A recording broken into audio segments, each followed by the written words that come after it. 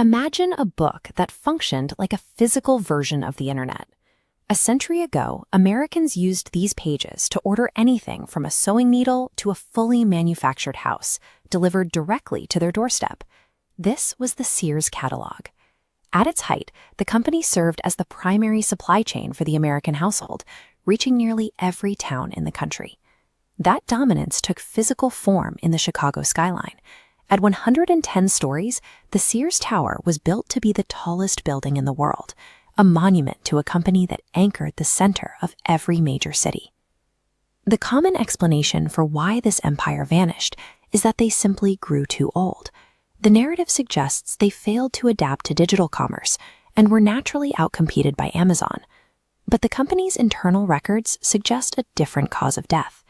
The technological shift provided a convenient cover for a series of deliberate financial maneuvers executed from within the boardroom.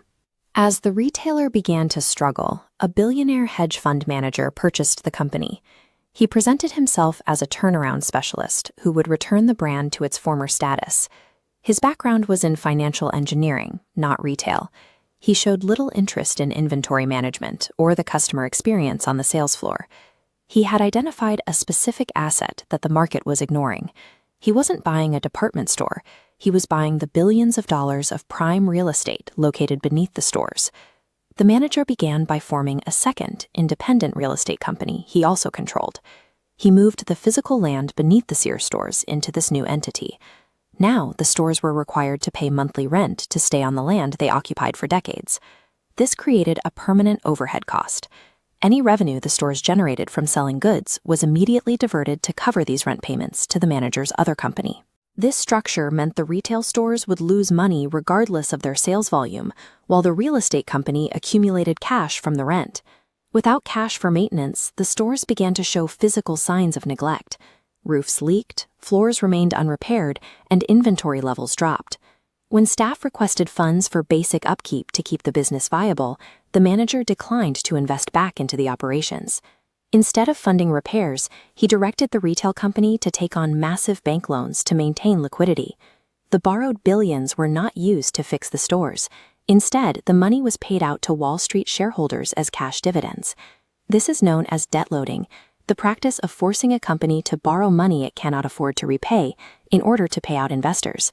It functions like maxing out a credit card in someone else's name, taking the cash and leaving the account holder to deal with the debt. As the debt became unmanageable, the manager turned to the last remaining sources of value, the trusted appliance and tool brands Sears had built over a century.